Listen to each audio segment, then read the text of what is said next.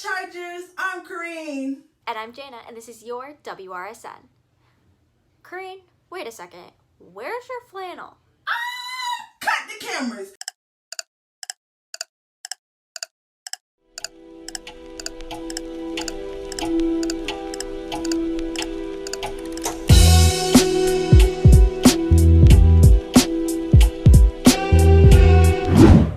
First, let's start with the October Chargers of the month. This month's Ivy Learner trait is caring. Zany Perez is one of the most sincere and genuine people, whose care for others is evident in everything she says and does. Her concern for others' well-being is really inspirational. Sebastian Golden is an incredibly caring student. For example, a student had a question and Sebastian went out of his way to do some personal research to help the other student answer the question. If that's not caring, I don't know what is. Next, we have Miss Carter. Miss Carter has been a huge help to students and teachers.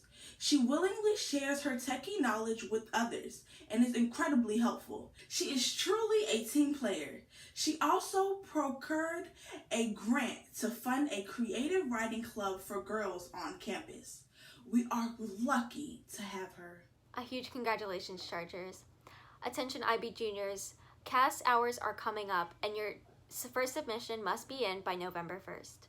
If you still have questions, make sure to join the Google Classroom, as well as attend today's meeting during lunch.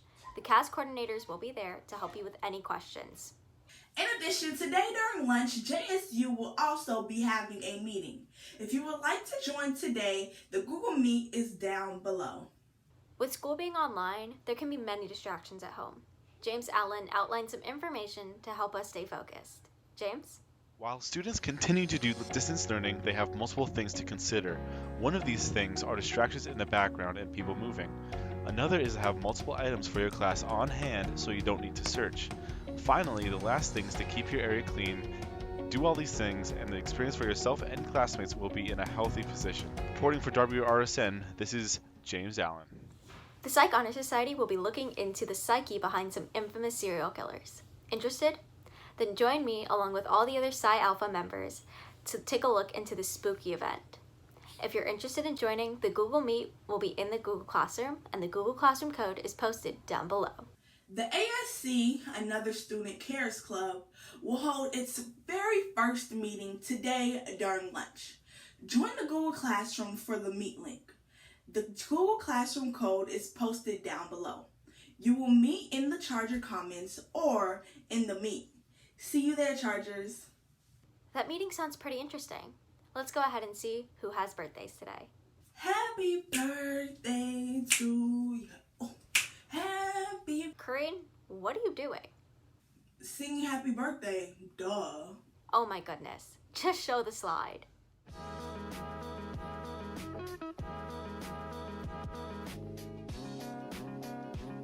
Happy birthday, Chargers.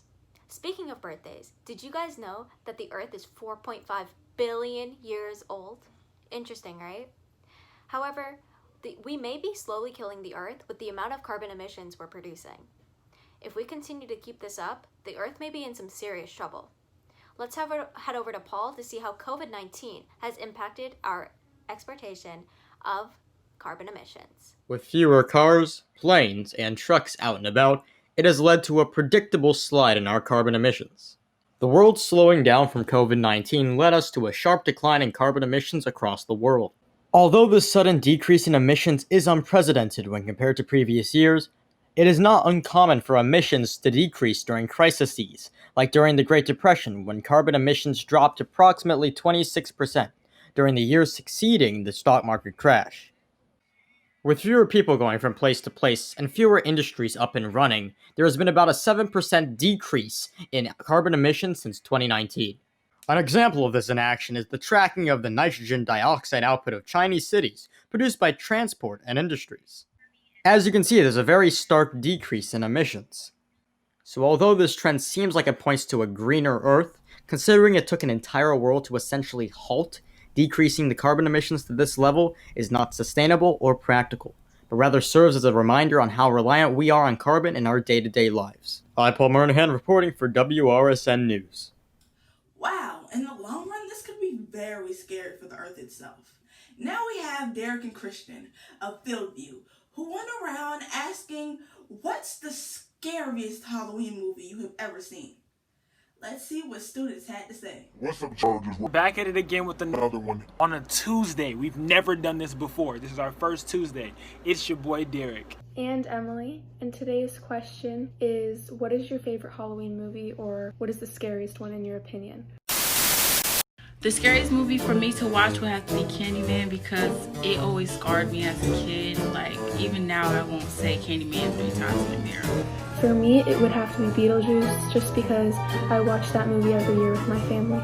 For me, the scariest Halloween movie has to be,